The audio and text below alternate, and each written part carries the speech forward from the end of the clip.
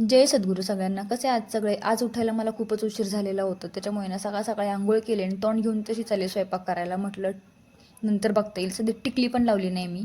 आज मी टिफिनमध्ये ना शेंगदाण्याच्या कुटाची भाजी करणार होते. आमच्या सातारी पद्धतीमध्ये ना याला महाद्या म्हणतात. कोणी कोणी खाल्लाय मला नक्की सांगा. म्हणजे आम्ही तर खूप खाल्लाय लहानपणी आणि आता पण खातोच, पण इकडे माझ्या सासरी काही बनत नाही.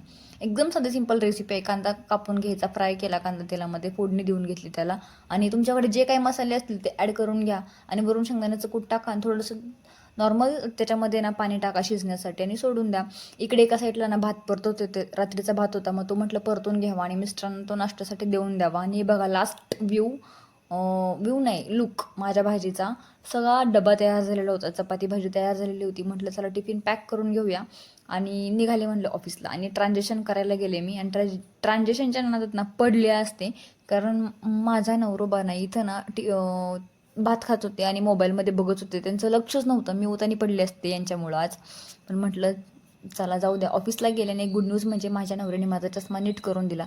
तर थँक्यू नवरोबा, चष्मा नीट करून दिल्याबद्दल. चला भेटूया नेक्स्ट ब्लॉगमध्ये. बाय.